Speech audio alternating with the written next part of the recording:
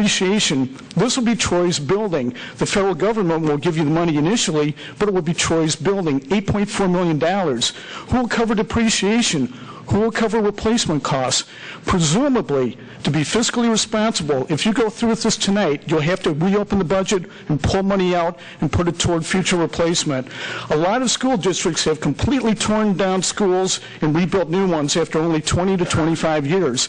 No one mentions the cost of depreciation. There's very little mention of the cost of operation. There's very little, really no mention of the staff hours, probably tens of thousands of dollars that have been put in by the city staff already on this project.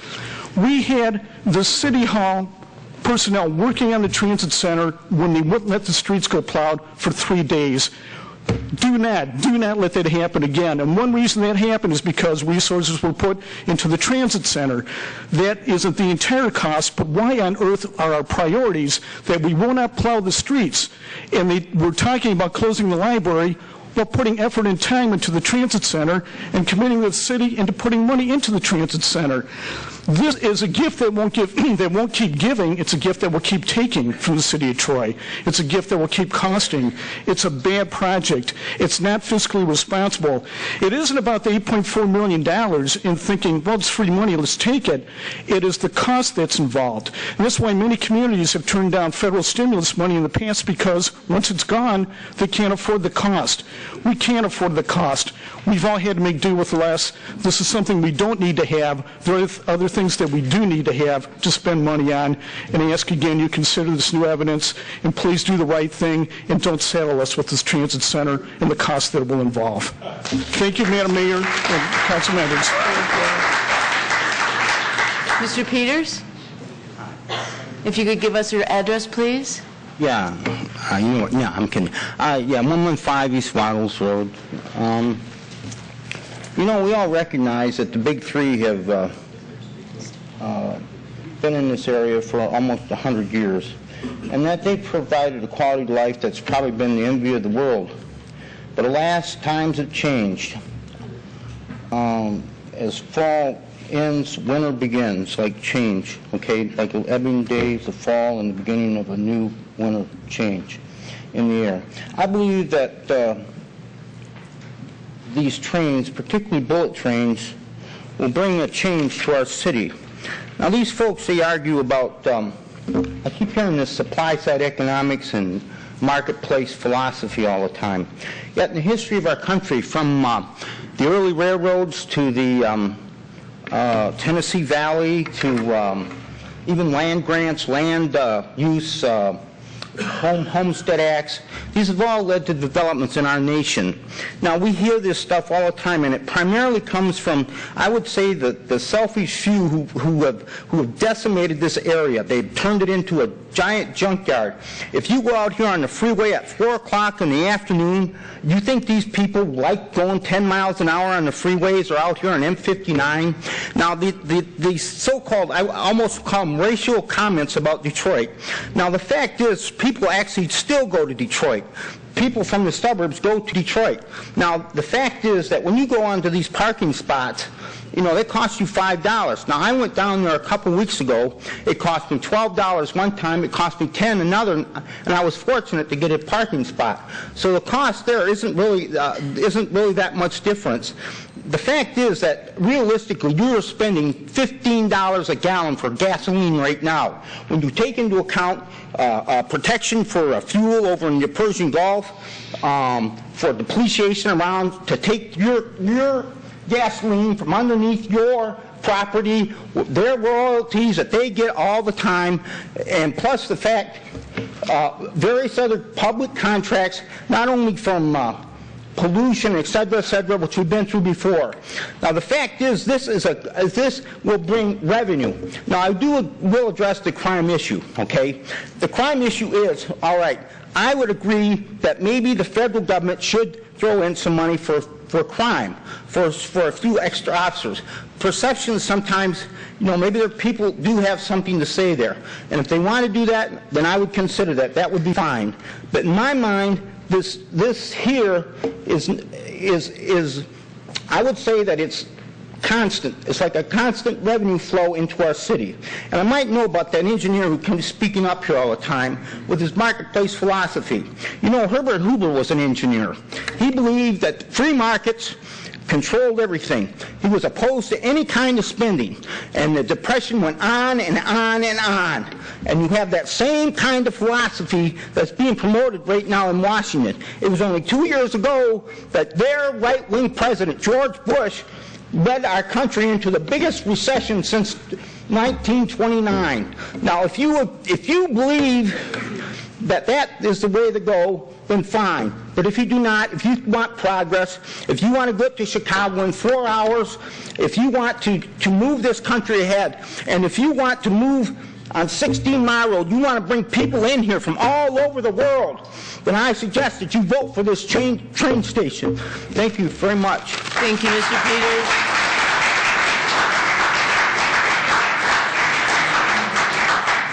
Mrs. Feminino? Yes, my address is 2137 Rutgers. I've been a resident for 25 years. And, you know, I don't know if I can follow with such a well-thought-out, comprehensive, coherent address as Mr. Peters, but I'll try. Well, one of the things, when we were talking about this transit center, I ran into a Hamtramck policeman, and I asked him, I said, do you have a bus station in Hamtramck? And he said, no, we don't. And I said, well, what's the bus station like in Detroit? And he said, it's so bad so that even the policemen don't want to go down there. They have problems with runaways who come in and are picked up by pimps. They have drug dealing and everything down there. And we know that part of the problem that we've been having is that the drug dealers know that in order to avoid having their vehicles seized through the Drug Seizure Act, they've been using the buses. This is according to the Hamtramck policeman.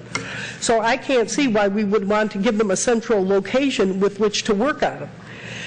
We know that there's no demand for this, that they're hoping that there's going to be a demand. They're hoping that it's like the field of dreams. You know, if you build it, they will come, but there's no assurance of that. I was watching on C-SPAN, they were talking about these transit centers, and they said that 9 out of 10 of these transit centers are a bust and lose money. And we have really not been able to get a clear idea of what the operating costs are going to be for this. Now, we talk about the smart buses. We pay $17 million a year to run the smart buses. We all voted for a 10-year tax to pay for the smart buses. And then I hear Brooks Patterson on the radio saying that ridership only provides $1.7 million per year. So that means that in smart buses alone, we're losing $15.3 million a year.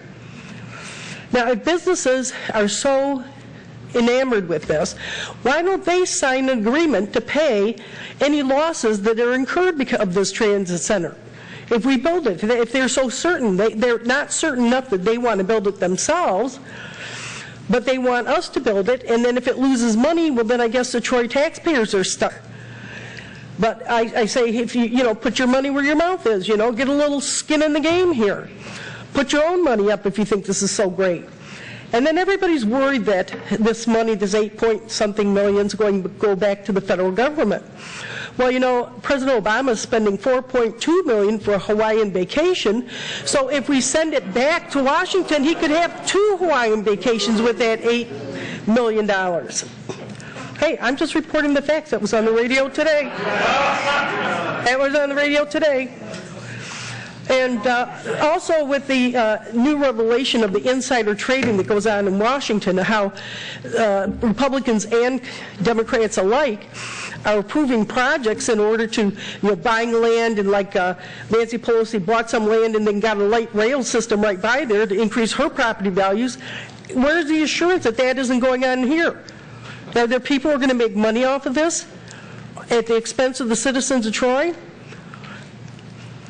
Well, I think that we ought to do like a lot of people say, is just focus on basic services. When they built that swimming center, I was against it. And I said, we're going to let the roads go, you watch. They're going to take the money for that. Oh, no, the swimming center, that's going to make money for us. Well, it's been losing $500,000 a year for years. I've lived in Troy for 25 years, so the little museum up there loses $400,000 a year, so that means it's lost $10 million just in the 25 years that I've lived here. That doesn't count the Nature Center, which has been losing $400,000 and $500,000 a year. One year, but the Sanctuary Golf Course lost $900,000 a year. Where does it end? You know, we have seniors in this community that need their medications, and yet we're going to keep raising taxes on people who are not getting raises in their Social Security. I think this is wrong. I think this is a bad idea, and I think we ought to vote against it. Thank you. Thank you.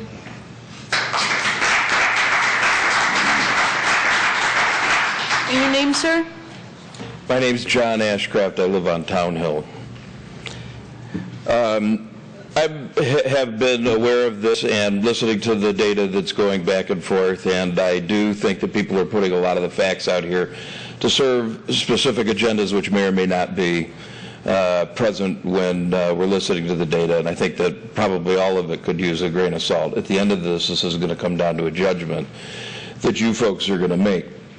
And I do, however, feel that there's an awful lot of ideology that's embedded in this, and I think that one of the speakers earlier remarked that we have been now, this would be, as one of the rationales for declining this, it would be the same rationale used for the baseball park, which is basically, if you do this, we're not going to it's going to be divisive, which is to say that people aren't going to let it go. They're going to make a issue out of it and grind it and use it as a basis for dividing our community, which is a decision that they make that's counterproductive to our community.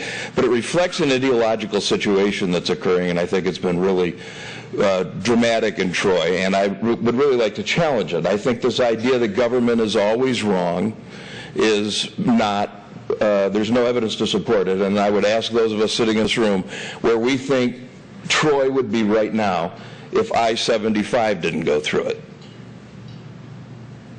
There is this idea that's present now that we can do nothing, spend nothing, hold on to all of our dollars, and complain about everything that's going wrong, and that somehow or other magically we're going to end up better off. You have to make an investment to get a return. I'm hearing about, the federal government's got $14 trillion of debt. Yeah, you know, we're competing against countries that are in the third world, and they're borrowing money to catch up to us, to compete with us, while we're letting our infrastructure decline in the name of this ideology.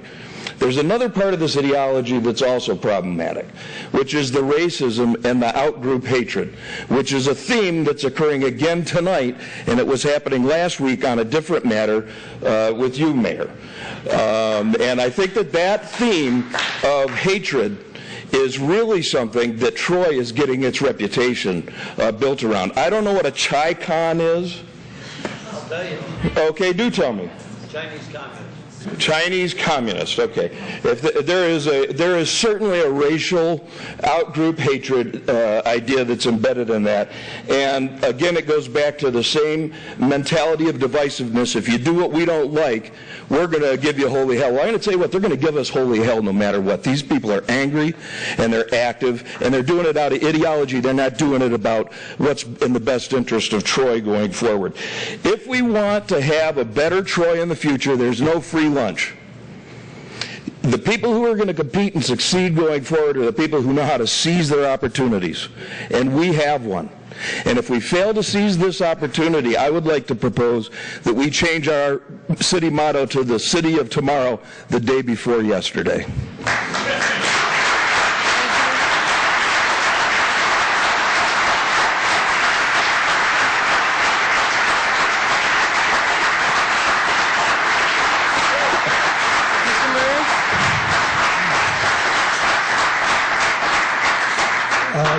Dale Murish, 2667 Oxford Drive. It's evening in Troy, but morning in Michigan, to borrow a line from our state attorney general, who paraphrased it from America's greatest president of the last century. I assume everyone's seen my proposal to upgrade the existing station in Birmingham at a fraction of the cost of the transit center, perhaps no cost to taxpayers. I sent the council emails last week, and it's been in the Troy Patch for a few days with pictures explaining it. I'd like to make some new points tonight.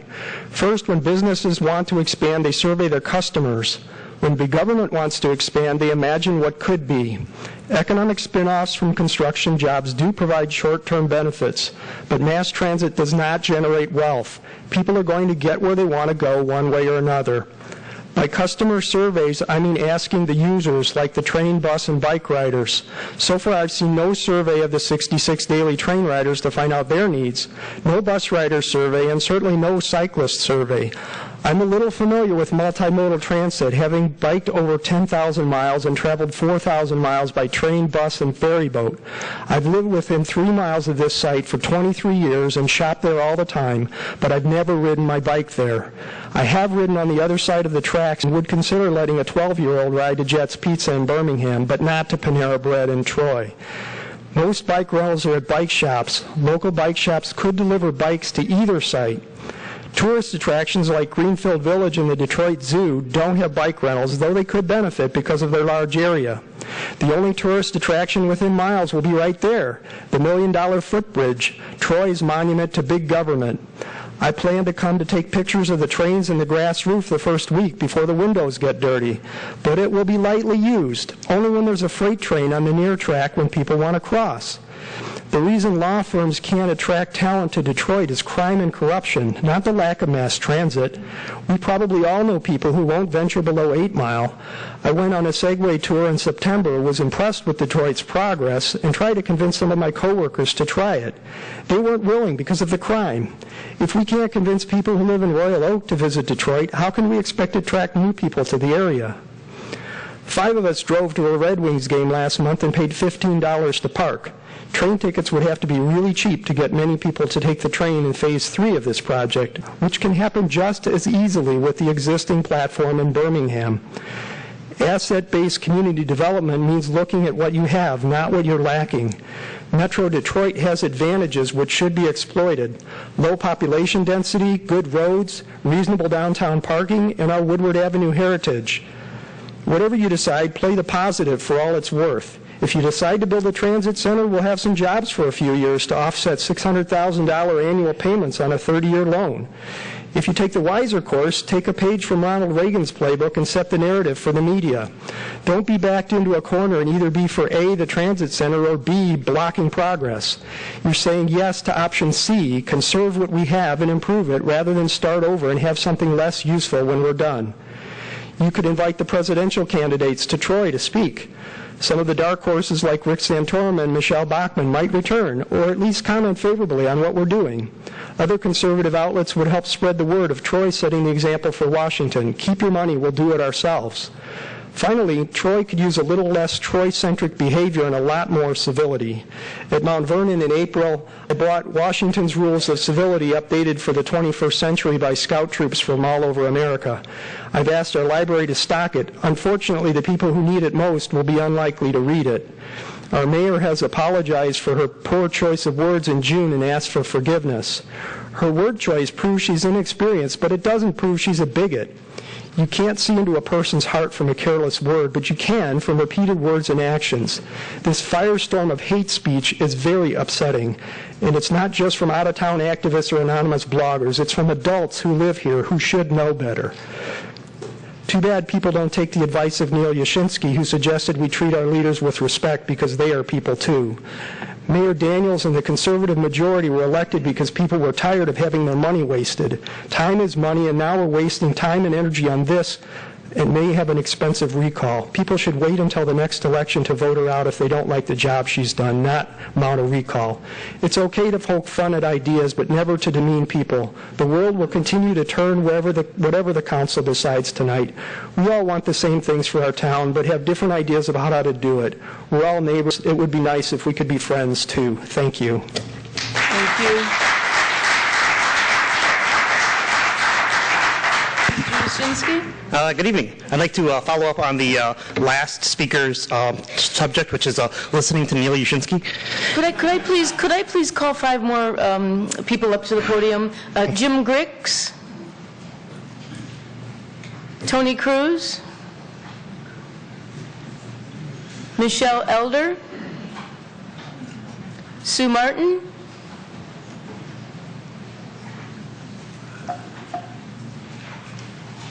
I'm sorry, go ahead. Not a problem. Thank you. Thank you. Members of the council, esteemed city employees, I am here to talk to you today about the Transit Center. I'd like to compliment a lot of the detractors of the Transit Center. They certainly have their tactics down: fear, uncertainty, and doubt.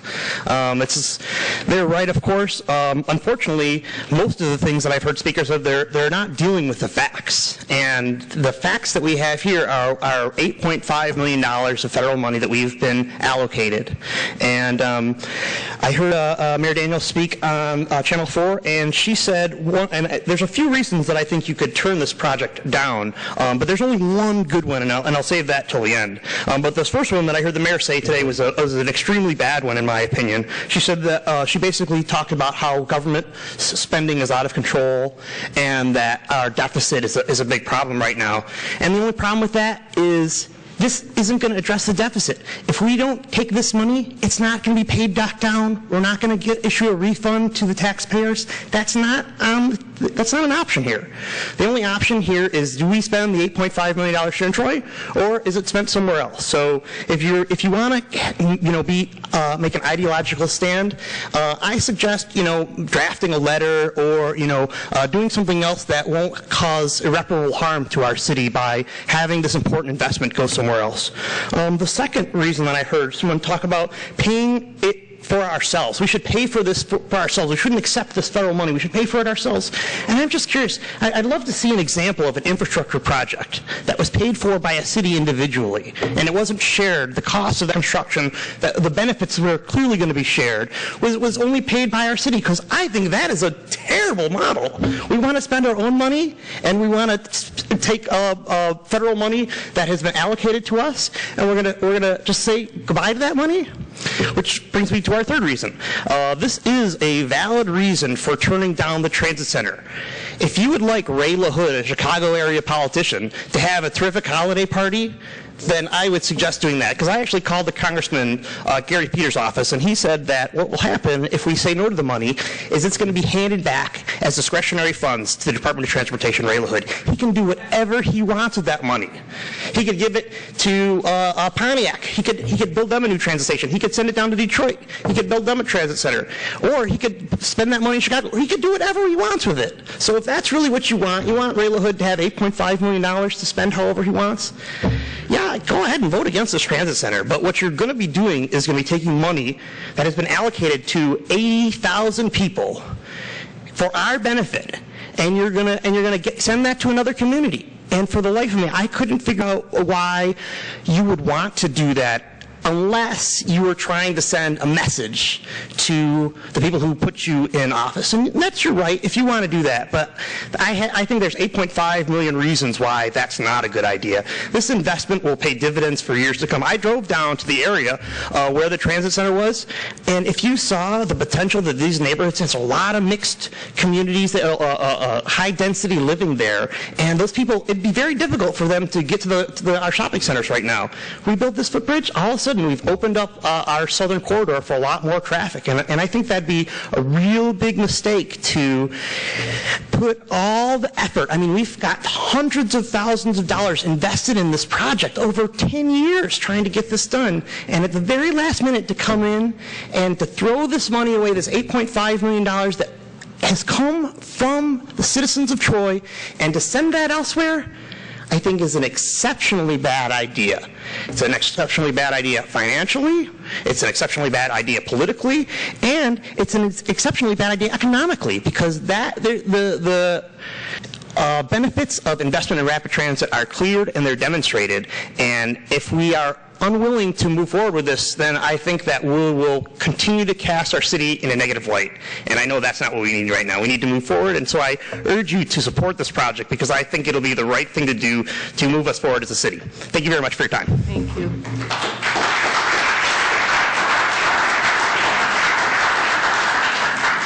Mr. Griggs, if you could give us your address, please. Good evening, Council. I live at 2508 Coral Drive, Troy, Michigan. I've been a resident of Troy for 32 years. I think there's been a little bit of a revisionist history here. Grant Kiwa, or whatever it is, donated the land to the city of Troy for the train station provided it was completed within X amount of time. The City of Troy past councils have sat on it and not done it on time. So they're saying, all right, you broke the contract, it goes back to us. The home courts, the local courts have said, no, that's not the way it's going to be. Now they're appealing it. The farther they get away from the home courts, the greater the chance that they'll reverse the decision. If they reverse the decision, and Troy's already started on this construction project, Troy may have to put the land back to where it was, depending upon what the judge rules. The costs we can't afford. We don't have the library open 7 days a week. We don't have police on a full-time basis in the schools. We're down many police officers, and I think all of you know that if this went to a vote of the people of Troy, they would vote it down. We've got a lot of foreclosed homes and a lot of people just living on the edge. And you know in your heart that the voters of Troy would not vote for this. If this goes through and you put the city in peril, in my opinion, every election for a council person that voted for the train station, that will come up with pictures of the empty train station. The people of Troy should be the only ones discussing this, not the people that live in Grosse Pointe or other places. The people that are employed here can move their business. They can move their jobs. The residents of Troy are the ones that are going to be stuck with the money. And we have a big problem in the future coming up, potentially, with the downtown development bonds, which we may also be on the hook for. I'm saying, and that was supposed to be a grand plan, and now it looks like we're going to have to shell out money for that. I mean, to me, it's totally ridiculous. In a heated building that's open 24 hours a day, with restrooms and that, you're going to have people living in there. Even though we don't have the 400 rolls of toilet paper a month or a week that it takes. It's just, the whole thing, none of it makes sense. It should be a regional project. We could fix up or Birmingham could fix up the train station in Birmingham or apply for a grant, or we could have SEMTA take it over, especially because it's got a bus component. But to put it on the backs of the Troy residents when they're already doing without the library 1 day a week, we're doing without a lot of police officers we should have, we're doing without some of the snowplow drivers we should have, and we're doing without some of the staff in City Hall we should have. And to put us on the hook for that and say it's only going to be $30,000 a year to maintain it is crazy. The toilet paper and the light bulbs are going to cost more. It's just ridiculous. We're going to have a lot of crime come in with that. Every transit center has always had crime. Always. The money, if we don't use it, will go back to the federal coffers. So many tens and tens of millions of dollars have gone back to the federal coffers that they can't spend it. According to the papers, they were supposed to have spent this money already, but they can't because so many people are refusing it because of the strings attached. And of course, if the appeal doesn't go through, I mean, if the appeal goes through and Troy loses possession of the property, then we're really going to be in a pickle. Because if you take the money, you're agreeing that you're going to guarantee that it's all going to go through and everything's going to be built. But in the bottom of your hearts, you know that Troy voters would never vote for this at this time in such financially devastating position. Thank you. Thank you, Mr. Cruz. Mr. Cruz, if you could announce your address, please. Certainly. Good evening, Your Honor, members of City Council and staff. My name is Tony Cruz. I live at 3505 Shakespeare Drive. I've been a resident of Troy for 18 years. I've come to this microphone often in years past to express issues with our fair city's governance. Tonight, however, I'd like to be equally vocal in my praise for what you've done, Mayor Daniels, since your very recent election as Troy's new leader. During your first 30 days alone, you have accomplished the following.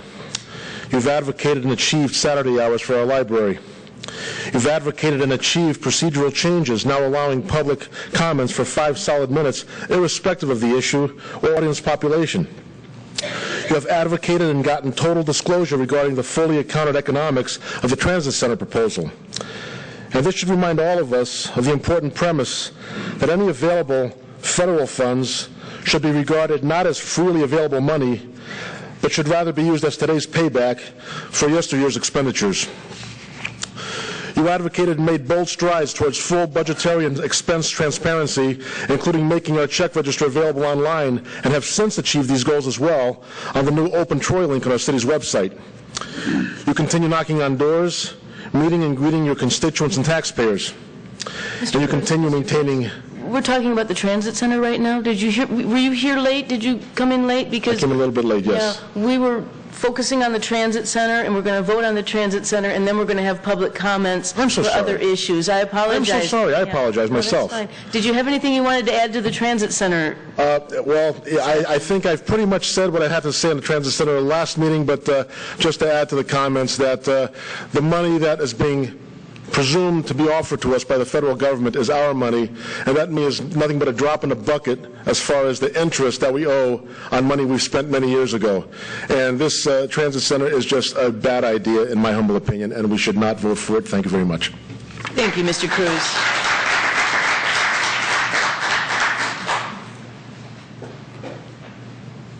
Are you Michelle Elder? Yes. Hi. And your address is? I'm at 421 Potawatomi in Royal Oak. I was a former resident of Troy for 4 years, and I'm very invested in this community. My husband works here. He doesn't live here. He lives with me. And my parents also have been lifelong residents in the city of Troy. I am one of the University of Michigan graduate students that did a lot of the research behind the transit center about 4 years ago. And I come to you tonight because I'm very passionate about retaining our college graduates, and that is why I've come here. There were 4 students on the Transit Center project. 3 of them left the state. I'm the only one left. For the last decade, I have watched the majority of my friends live this region. Over 50% of our college graduates leave the state upon graduation. 2/3 of them choose a place to live before looking for a job. And 58% of a city's success is directly related to the educational attainment of the population. Brain drain is a real problem, and I sincerely believe that it is because of the lack of quality of walkable places that connect each other here in Metro Detroit. The friends who have left have all gone to places like Portland, Boston, Washington, D.C., and Chicago, of course, places where there is transit. But transit is not just a mode of transportation. They all understand that it is a type of lifestyle, a walkable, active, urban lifestyle that my generation wants. And it isn't just the young single professionals. Young families want to be near downtowns and walkable places. Transit is the single most asked topic from young people when they ask about living in the Detroit region. Some of the postings from my emails or Facebook when it was announced that Detroit may scrap the M1 rail line were unlike, angry. I'm so disappointed. Sad news, ugh, from DC. While I'm not at all surprised, I am also very disappointed in SEMCOG and the regional cities and businesses involved. So I am in New York now. This is how brain drain happens into a region and why talented, passionate young people leave. Very sad and disappointing. New York. This is very sad news, Boston. And finally, on my status, when I told them about coming to speak to tonight's meeting, these are the types of projects that would get me to move back to Michigan. However, the problem is not solely just the exodus of young people. What worries me is the baby boomer population as they retire. Baby boomers are not going to be the traditional retirees seeking out retirement communities on golf courses down in Florida. In fact, it's been demonstrated that many want to be near nightlife and culture and cities. That's why you see a lot of university towns doing so well. You will see that there is a shift in demand in real estate. Suburbs were cool for the last 100 years. But there is pent-up demand for walkable urban communities, and many academics, researchers believe that the suburbs with walkable urban centers, transit-oriented designs, that will see most of the growth in the future. A transit center is not just a place to purchase tickets and load passengers. Transit centers are the epicenter of intermodal transportation and drives additional development of walkable urban environments. These centers are catalysts for development, and it has been proven time and time again there is a price premium on property values in walkable urban places, and even higher premium for real estate located near transit centers. There's pent-up demand in walkable communities from a residential and commercial real estate perspective. There's a reason why that even in the past difficult years of our region, downtown Birmingham was still ranked among the nation's top 5 most expensive in office rents. If you don't jump on this opportunity, Troy will lose future market share and scramble to catch up when it is too late. In our transit center study, we compared Detroit to D.C. They both have about 5.5 million people, and D.C. has 17 transit-oriented communities with a total of 23 that are, I believe, done today. Southeast Michigan has about 5 right now who are ready for transit. So in our study, the places across America that were transit-ready or had transit-oriented design integrated into their planning were the most successful places in the country in attracting investment, talent, and businesses. In Southeast Michigan, some of these places exist and will do very well in the future. Detroit, Royal Oak, Ferndale, Birmingham. So why wouldn't you make certain that Troy will be able to benefit and compete? You have in your power to determine if Troy will be able to compete not just 2 years from now, but 5, 10, 20 years from now. You, the city of Troy, have an amazing opportunity before you to invest in your future and attract companies and talent. The world of economic development has changed. You cannot simply offer tax abatements to companies because every other community does the same. What will give you the competitive edge is a transit center. Thank you very much. Thank you. Thank you. Very nice.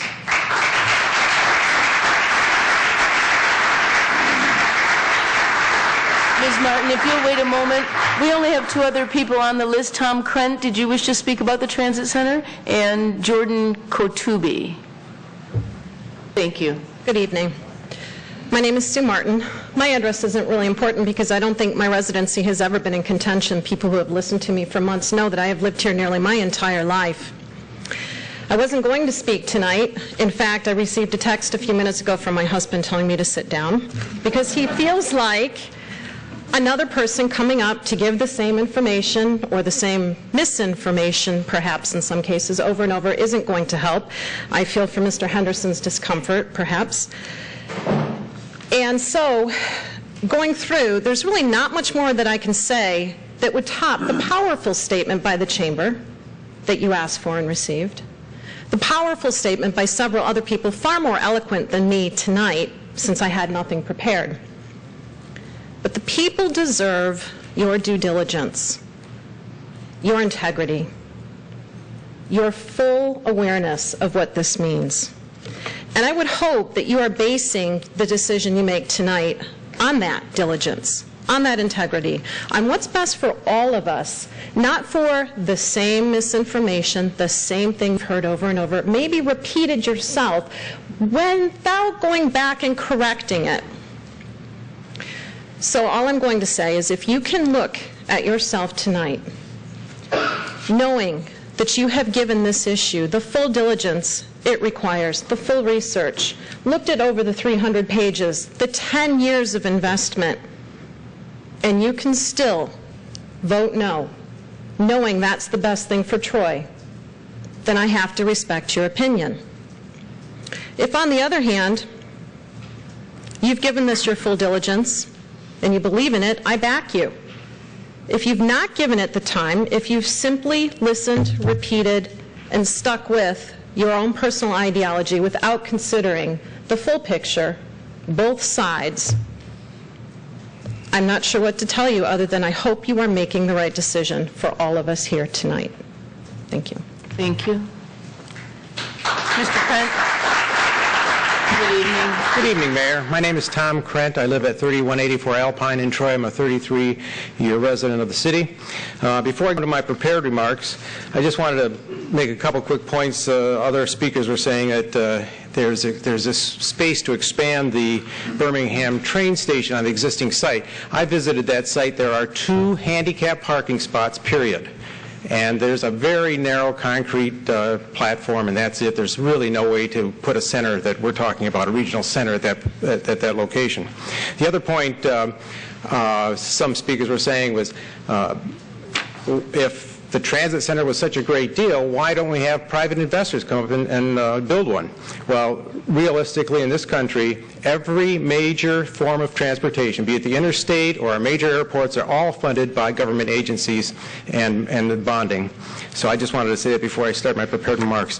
What I wanted to just say is, 4 weeks ago, I explained why the transit center is a valid and critical part for Governor Snyder's rail plan for economic development in southeastern Michigan, and recently received a letter from him explaining his reasons. 2 weeks ago, I gave a quick cost analysis of the travel expenses from Troy to Chicago, and I compared those numbers, and I'm not going to go over it all, but the point is it is more cost effective for the traveling passenger. It gives that person their own quality time back when they're sitting on a train as opposed to going through traffic. And importantly also, it saves on energy. It's the trains are one of the most cost effective uses of our fossil fuels compared to cars and airplanes. One of the most devastated fields of employment around the country, and especially around here, is construction. And construction wages usually are about half of any construction project. So we're looking at roughly $4 million of wages that would be provided by this project here in Troy. And our construction workers and their families desperately need that kind of income right now. And I hope you'll vote to provide those kind of jobs here right in Troy.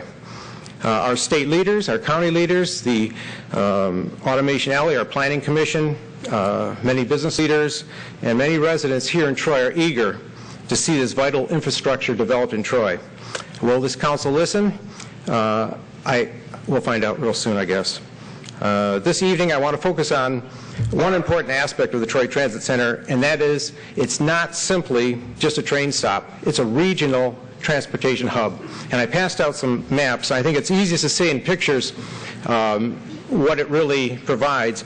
It's really a focal point for regional transportation, and Troy will be the center. You'll see that Troy will truly be the center of all regional transportation connections in our region. It's incredibly important that we have this asset here in Troy. Additionally, SMART has laid out on the reverse side of that map, I've got a list of cities that SMART has provided a new set of direct bus routes to the Troy Transit Center. And these are direct routes. That means you don't have to get transfers from once you get on the bus in whatever city you're coming from, and you go directly to the Troy Transit Center. Those connections come from, I'll just read them off, there's just 20 of them. It's Auburn Hills, Berkeley, Beverly Hills, Birmingham, Bloomfield Township, Clawson, Clinton Township, Detroit, Ferndale, Huntington Woods, Oak Park, Pleasant Ridge, Pontiac, Roseville, Royal Oak Township, Southfield, St. Clair Shores, Sterling Heights, and West Bloomfield Township. Importantly, those new routes contain arterial rapid transit lines, and those are buses that have the automated traffic signaling equipment so that when the bus approaches a traffic signal, it turns green for them so they continue on at a good pace. These buses will be the low entry, easy to get on buses. They'll be hybrid electric, and the bus stops themselves will have the electronic next bus information stand so people know when the bus is coming. I can see my time is just about run out, but what I'll conclude in saying is, of course, there's always been naysayers. And I'll just read a quick little article about what people are talking about is it's going to be more crime and create traffic problems. It says, in a recent community meeting, residents shouted opposition to the development. They worried about traffic, property values, and crime. Council members expressed similar concerns. The point is that what they were talking about, that article was in Detroit Free Press, February 8th, 1987, and they were all upset about having the new Somerset North Edition. Thank you, Mr. Krent.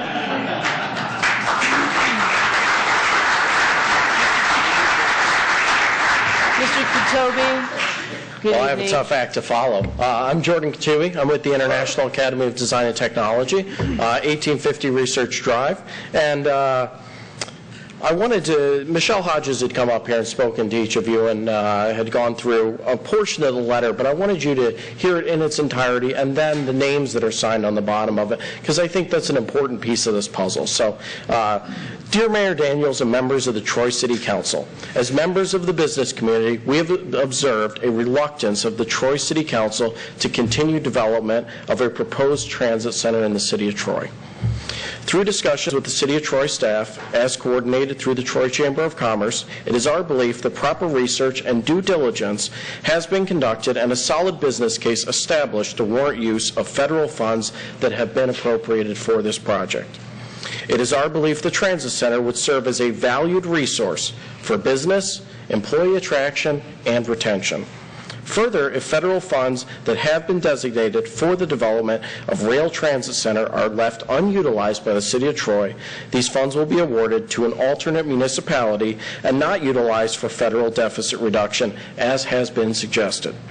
Therefore, we ask the City of Troy Council to approve without hesitation a resolution to award an architectural and engineering contract as recommended by the Troy City staff at its December 19, 2011 session and support the recommendation of City staff to swiftly move forward in executing the project. Most sincerely, the Troy Chamber of Commerce Board of Directors and some of Troy's most significant business citizens. Here's where I think it's important for you to listen very closely. Altair, AT&T, Beaumont Health System, Meritor, Kelly Services, Media Genesis, Walsh College, Magna, Automation Alley, and the International Academy of Design and Technology. Thank you for your time and thank you for your consideration. Thank you. I see there's additional people that would like to speak. Mrs. DeBacker, if you could give your address, please. Madam Mayor and Council, I'm sorry, just arrived and I was not able to sign up. Deborah DeBacker on Knoll Court. First of all, my first question is, at the last meeting I was here and I asked if there was money in there to widen Coolidge between Maple and Big Beaver. I live up Coolidge, and that's where I go down there to the grocery store, to Target, everywhere. And you can't make a Michigan left on how narrow Coolidge is there. You can't even get a large car sticks out to block the traffic on one of the lanes. If you try to make that turn, you cross over 2 lanes on Coolidge. You can't even make, a turn out that Michigan left right into the left lane. It's too narrow there for 100 buses a day to go through there. You've got to put money to widen that road. And also, if you are coming on Maple going west and you're trying to make a left turn onto southbound Coolidge, it's forever. And what if you have buses lined up there? It'll be very bad. I just think this might be a good idea, but not in that spot. That intersection is terrible, and you've got an eminent domain, those houses on the Birmingham side or something, and make this a big wide street like it is further north. Would be terrible. Then the other thing is, so you realize I'm opposed to this, and I think you would be in good company if you vote no, because you would join the governor of Florida and Wisconsin to turn down the federal transit money that they did, because they said they couldn't maintain it. The maintenance costs would be too high, and they didn't worry about what Ray LaHood was going to do with the money if they turned it down. And the next thing is, I do think you should consider the source. We have a lot of worry coming up about what have the businessmen on Big Beaver in the DDA have gone so far with spending money, and now they have put our city in a worrisome financial position if we're going to have to dig them out of the forecasted default for their bonds. So I don't know whether they're grasping at straws to try to get some more value in their businesses or something like that, but this is very dangerous what the DDA has driven us into, and I don't know if I would be taking advice from somebody who has done that to our city, the possible default on our bonds, and take their advice. So please vote no. Thank you, Mrs. DeBacker. Mr. Pilata, welcome. My name is Tony Haddad. Haddad, Haddad, that's okay. Haddad. That's okay. I live in Troy for the last going on 32 years, and I'm very happy and very excited to be here. I love Troy from all my heart. By the way, I want to say good evening, everyone. Again, I love you all. Believe me, I do love you all. I do respect you all. I might disagree with some of you, but I love you all. But when I talk from my heart, and I say the truth. There's a lot of people, they don't want to say the truth. They beat around the bush and play politics and all that. That's their opinion, that's fine. But to me, I really say the truth. And the truth of the matter is that this city council, it's divided by, a certain group, on one side, another group on the other side, and everybody knows that. And whoever's sitting here that doesn't know, I'm going to explain to them, okay?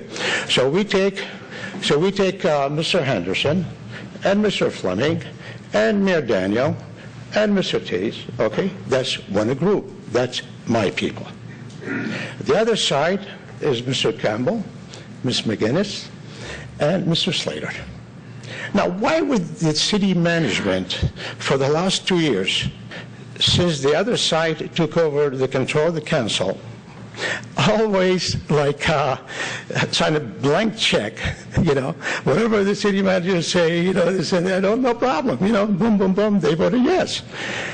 And the reason I'm saying this, because the other side, with all due respect to all the other side, I believe they are wonderful citizens and they want to serve. But their main priority, I believe, it is power. The secondary is to serve the people. But you guys, the four of you, that conservative, that just came to the council, of course, Mr. Fleming was here, you guys are conservative. All you want to do, your main priority is serving the people of Troy, and second priority, serving the people of Troy, and the third priority, serving the people of Troy. Mr. Haddad, I did trust you want to talk about the transit I center? am. Okay. Well, you see, this is the point I want to make. Thank you. I don't have enough information and detail about the transit system. I believe that the four of you that done unbelievable investigation, I believe that your conscience is clear. I don't think that you're trying to be politically correct or incorrect. You're doing what's best for us. I trust you 100%, whatever your decision might be, honestly. And I might make a comment, a little bit, funny a little bit. It's not funny, but it's really nice. I want to, invite Miss McGinnis to come to our side. She is a wonderful lady, and I think she can help us, to move on with decisions in Troy, to do better and better for the community. I respect this lady a lot. I believe in her. I met her father the other day. Oh, I love your father. So I just want to... About the transit center. Yeah, the transit center.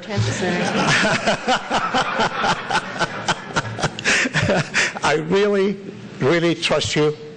Okay? Don't let nothing, make you feel uncomfortable. Make your decision. Make it tough. And everything is going to be all right. And the people of Troy did a beautiful job putting you here on the council. Thank you very much. Thank you so much, and God bless you. God bless you. Yeah. Mr. Chiriceros. Good evening, Mayor. Good evening, members of the council. I'm Nick Chiricero.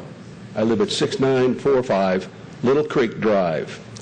I've been a resident of Troy for 38 years.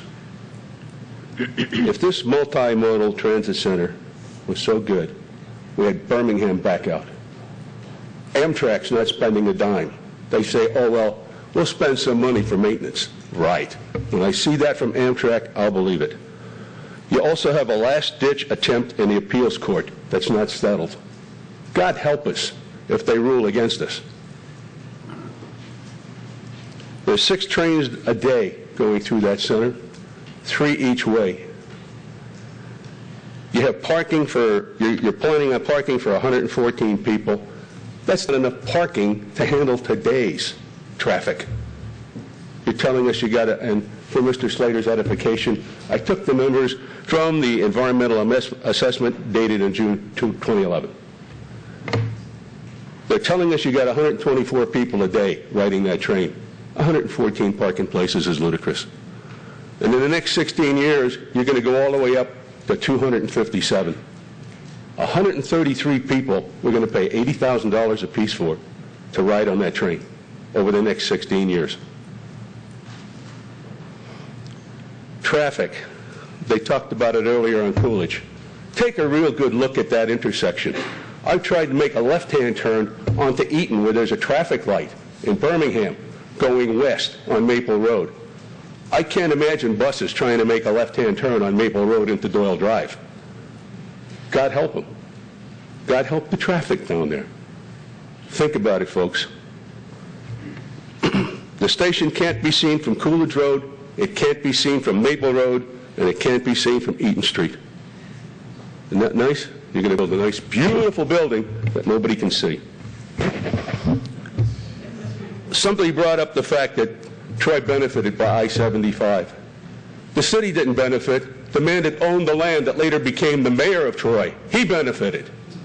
And people ought to look that up. Last 2 weeks ago, I talked to Michelle Hodgins about an escrow account, suggesting rather strongly that maybe they put up some money into an escrow for potential overdraws, overruns, things like that. Now, she confirmed with me tonight she has 735 members. A $5 million escrow account would only be $7,000 apiece. But think about this. $14,000 apiece, and they build the transit center themselves. Private money, an investment. If it's so good, why don't they put their money where their mouth is? Now, folks, we all know this thing is going to fail. It's going to go down the tubes. You can't look me in the eye and tell me it won't. If you vote for it and the project does fail, it will be known as your folly. Thank you, Mayor. Thank you. That concludes the public comments on the Transit Center. We're going to move to the executive summary regarding the Transit Center. Would someone like to move the proposed resolution? Madam Mayor, Councilman Teets? Could we take 5 minutes before we go on to the next thing? I was thinking that we could get the vote finished and then take a break. Oh, you're very optimistic.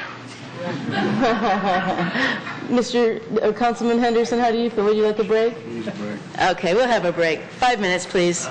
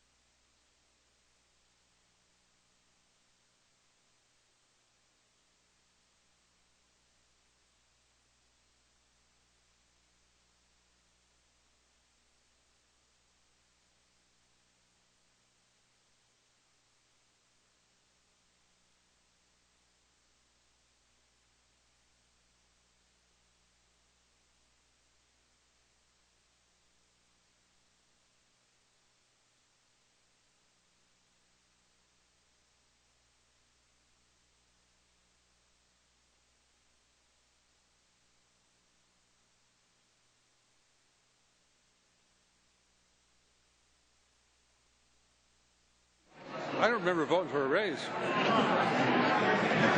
Could everyone take their seat, please? I think your microphone's not on. My microphone? It's not on.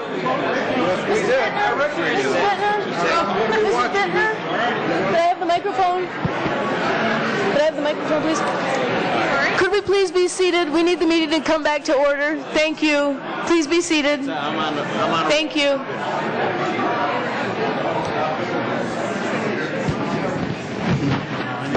Thank you very much. Oh, you're good. Okay. Thank you very much. 6.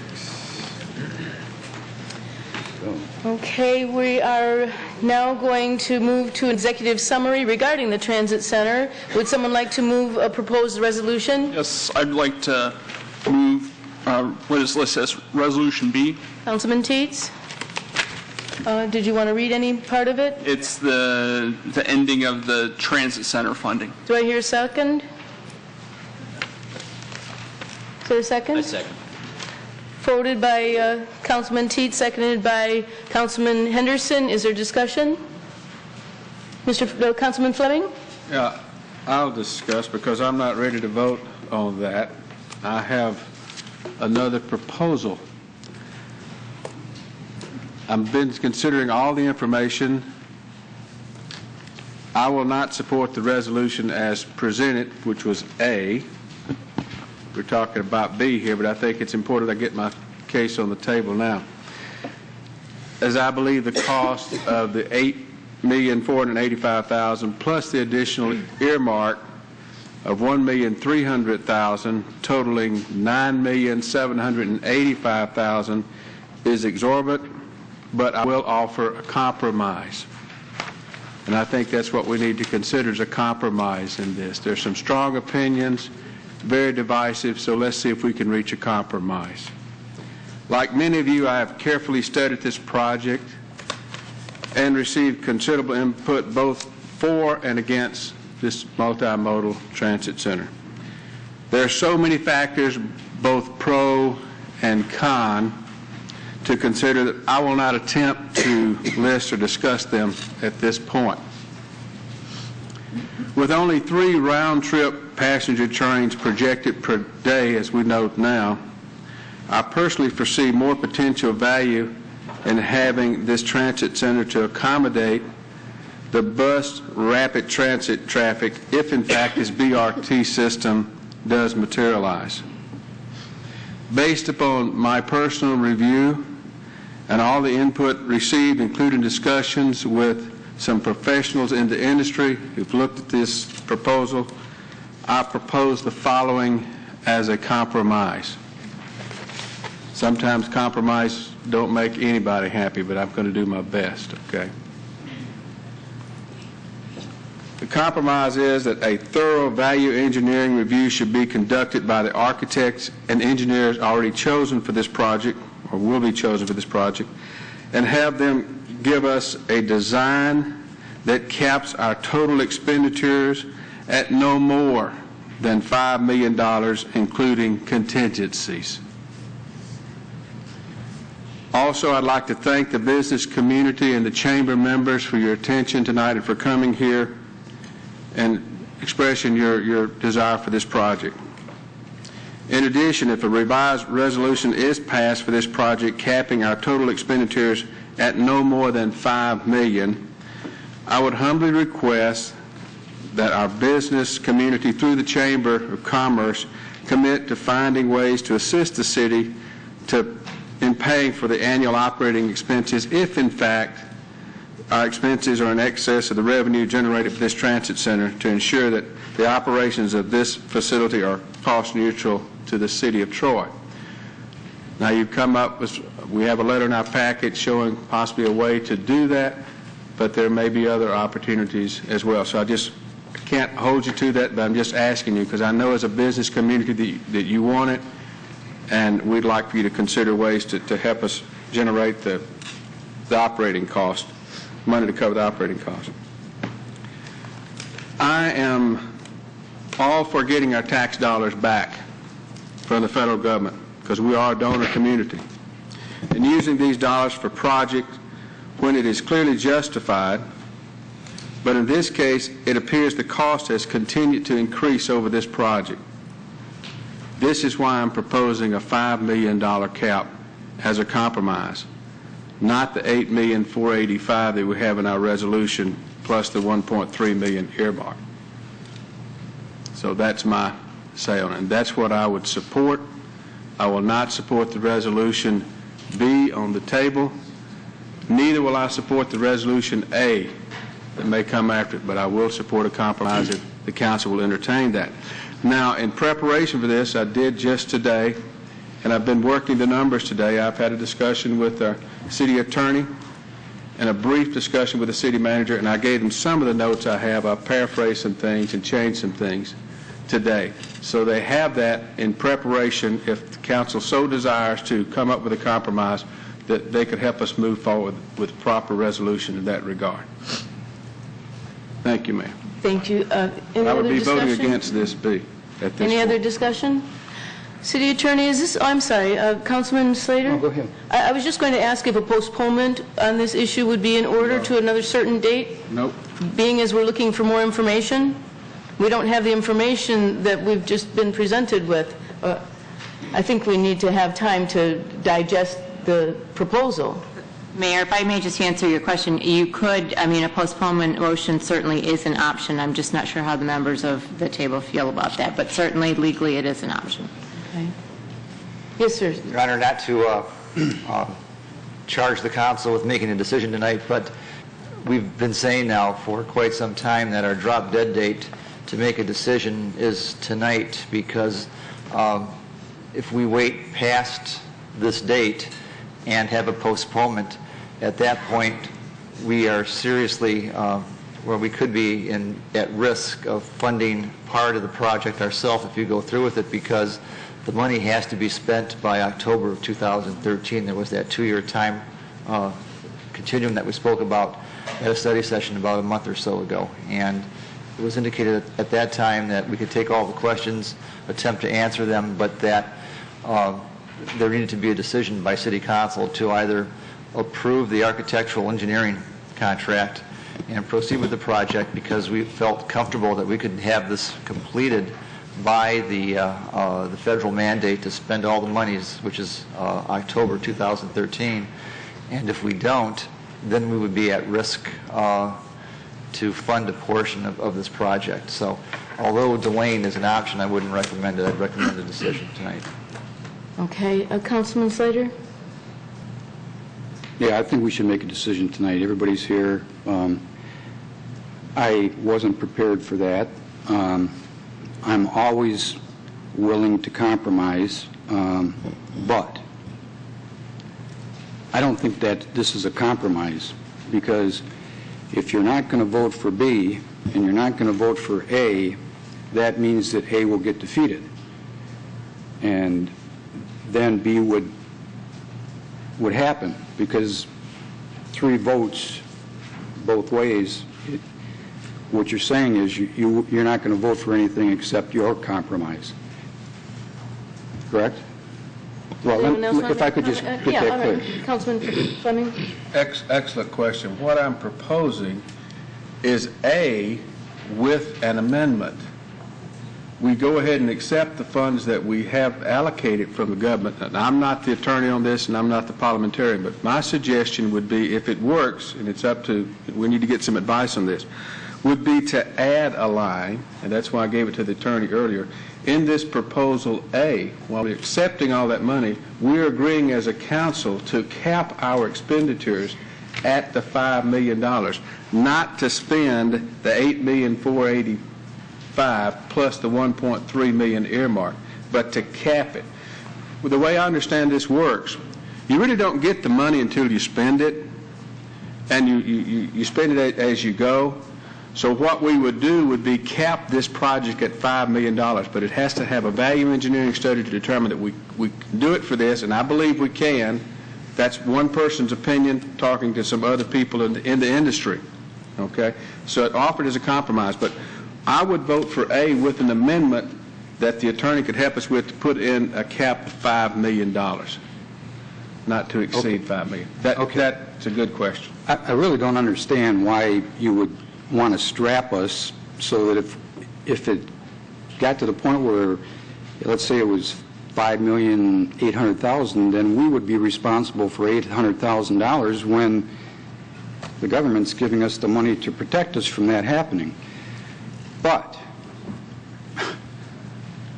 you kind of got us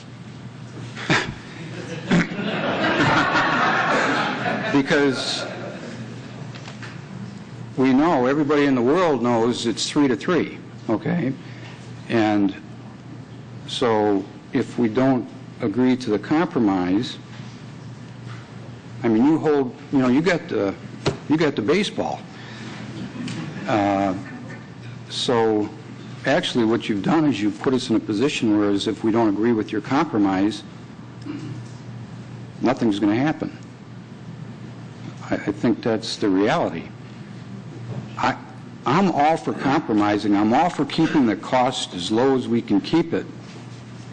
But I don't think you should strap the administration and the people that are in charge of the project that you can only go up to a certain point. You know, and the $1.3 million is our buffer if the very, very, very slight chance that the appeal goes through. That's our buffer for getting the land. So to me, I'm all for a compromise, but I think we got to maybe be a little more realistic in the compromise. But I'm willing to work with you because I'm not in favor of B either. Mm-hmm. Okay? I had a whole different speech prepared tonight to support my position, and if we're going to sit here and try to make a compromise out of this, I'd be more than happy to do that, and I'd be more than happy to work with you. But I think you're actually strapping the city by doing this. I think I hear you say you're in favor of the project. We just need to work on the project, I think, is what you're saying. I don't want to speak for you, but that's what I hear. So, Mayor Pro Tem McGinnis? Well, I have a question, too, before I go into any commentary. Being a part of this process for 2 years and then obviously doing the background and the research on the project that had gone on for many years before that in the planning stages, we've made some changes already recently when Birmingham could not acquire the property, and we had to revamp the project to some extent and then go back to see if it would still qualify for the funding that we're expecting. So, and this is not a personal attack, I guess I'm just venting some frustration that bringing forward something that I think by definition could provide for some changes if we're looking to cut costs, if we're looking for something other than what we've been planning. I don't even necessarily know, and I guess I'm looking for some clarification, if we have the ability to make that decision at the table here. I mean, we need to have a decision tonight. It's the drop dead date. We've got 10 years in the making. We've got, just in this meeting alone, 330 some odd pages of information, and I'm not quite sure, and maybe you can shed some light, Councilman Fleming and city staff, if we have the ability to even do this. I don't want to spend a ton of time sitting up here trying to have that argument if we don't have the ability to do that. Manager Zerly? Thank you. We're going to, assuming that City Council proceeds with Resolution A or a certain element thereof or calibration thereof, we also are going to hire what's called a construction manager at risk. And that can be explained more eloquently, I'm sure, by either Mark Miller or Steve Van Dett. But essentially, by hiring a construction manager at risk, they develop specifications in conjunction with what the project needs on a step-by-step basis. And unlike going out for sealed bids, which oftentimes cost more than the ability to negotiate, the construction manager at risk can actually negotiate with individual contractors to get the best price for the project. And the underlying premise of a construction manager at risk is that you provide a budgetary amount to this person or this firm, and that's what that person or firm has to work with. And so they'll come back essentially with a design that would meet that threshold. Now, from a very simplistic perspective, I think you could accept the grant in total, and then advise the construction manager at risk that there is X number of dollars to build all the components of this facility. There's more than just the transit center itself. There's utility work, there's site work, there's an elevator, bridge, if you will. And so all these components can be part of the project. And if you give this construction manager at risk a threshold to build to, that becomes that firm's or that person's charge to come back to say, here's what it looks like. Another alternative to that would be to have a project for the full amount and tell the manager at risk to have alternates that would be for an amount less than the grant amount, and then you could see what the two would look like at a future point in time. Now, if I could ask Steve Van Det or Mark if that was an accurate assessment, and if I'm incorrect, please advise. The only thing that I would add from your assessment is that the construction manager at risk is paid a fee to do that. In other words, to facilitate the process of getting the bids and working with the architect to design those elements, which is a somewhat different process than like someone who's in charge of construction. And I think Steve is coming in and he could elaborate if necessary. And while Steve's coming to the microphone, we also have the architect from the Newman firm in the audience that could answer some questions as well. Manager Zerly, there's been, how many years have we gone on with this? 12 years now? And we still are sitting here with so much uncertainty. The government doesn't have the money. The government is $15 trillion in debt. Oh, it's a fact. It's a fact. We don't have the design completed. We don't have the ADA regulations completed. We have to comply with regulations that aren't even written yet. We either need to postpone this to give an opportunity to even explore Councilman Fleming's new amendment, or we should flat out vote this down and start over. If we don't know what we're doing after 12 years. I can respond to that. This has been going on essentially for at least 10 years, and funding became available very recently, which essentially kick-started the proposal into an arena of a possible reality. And we've acted with all of our due diligence to meet every time frame that we could. We've advised the City Council every step of the way it was going on. We've had approvals, I don't know how many times in the public, for this project. And the way it works is that monies come in from a different plane of government for a public project, which is why it's called a public project. In this case, a transit center from the Federal Railroad Administration. We decide to select an architectural engineering group to advance the specification for us, and City Council decides, and it becomes a point in time, which is now, if you want to either proceed with the project and expend the money and from the federal government, or not proceed with the project and turn the money back. It's a very simple process at this point. And I think we should just move forward and vote one way or the other at this point and finish it. Just finish it. Now we have a resolution on the table. Yeah, I think probably other people want to talk. I just want to make sure that we understand what we're doing. We're going to vote on the compromise. We're voting, no. We're on B? Okay, we're voting on the... get rid of B, then we're going to go back and talk about A. Right. Resolution B is that we reject all proposals for the final design of the Troy Multimodal Transit Center, moved by Councilman Tietz, seconded by Councilman Henderson. A vote, please, Mrs. Bittner. Wait, I have something else I'd like to say. I have something else I'd like to say. Okay.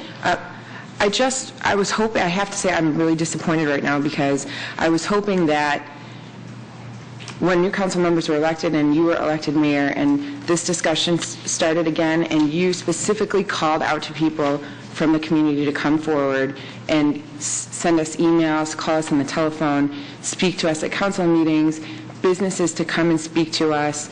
The governor sent a letter and gave us his, and this was all at the request of this council to provide feedback. We wanted to make sure that we were dealing with the updated pulse of the community. And I really thought that after all of the time that was spent over the last month and all of the feedback we got, Yes, there was some negative feedback, absolutely, and I'm ready to discuss that if we need to.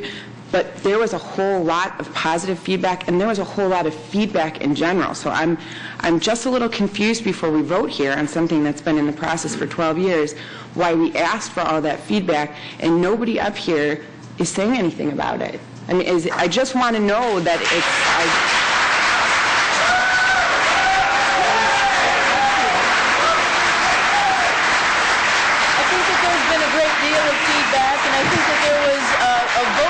Taken on November 8th, the council was turned over to the new council members and a new mayor based upon our campaigning. One of the issues that we campaigned on was that we were not going to approve this transit center because we didn't believe that it was the right way to use the taxpayers' money or to move this city forward in a positive and vibrant way. And we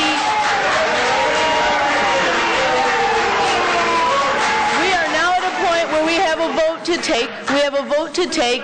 Each and every one of us has our opinions, has our background, has our knowledge, has the people that voted for us in our backgrounds, and we need to make a vote and stop all this. We've talked for 10 years now, if not 12. It's enough. I think we need a vote. Mayor.